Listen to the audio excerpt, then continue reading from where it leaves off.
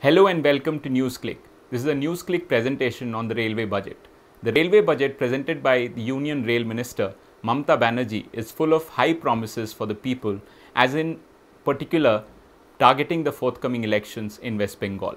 Mamata Banerjee has proposed in the budget 1000 kilometers of new railway line will be laid in 1 year.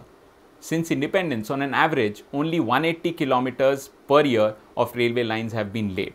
Many new stations will be converted into Adarsh stations and work-class stations. Various new measures of safety and security have been promised. Construction of new factories for making wagons, locomotives and wheels axles.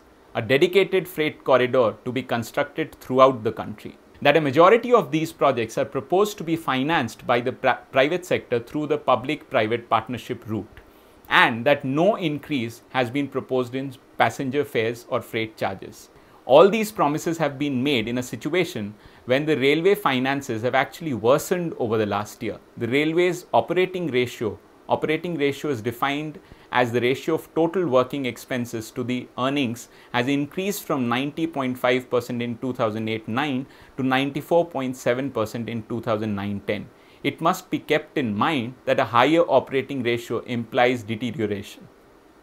The net revenue has declined sharply from the budget estimate of rupees 8121 crores to just about 6489 crores. In the budget estimate itself, rupees 642 crores had been provided under capital fund, but now nothing is being made available. Moreover, planned investment in railways also fell short of the budgeted target of 2009-10 by rupees 497 crores. One of the biggest casualty of the deteriorating financial condition of the railways has been the safety fund. Last year, the country witnessed 120 railway accidents in which many precious lives were lost. However, as a result of the deteriorating finances of the railways, the railway safety fund has been cut by rupees 579 crores this year. In spite of the deteriorating financial conditions of the railways, the railway minister has announced a barrage of projects.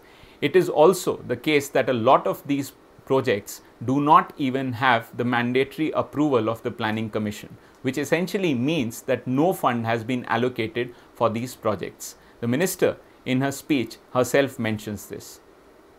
Therefore, the question is, how does the railway minister propose to finance these projects? The minister proposes to go ahead full throttle on the agenda of privatization of the railways, starting from laying new lines, freight and passenger corridors, bottling plants, manufacturing locomotives, wagons and containers, gauge conversion, doubling, etc. have all been opened up for private investment through public-private partnership.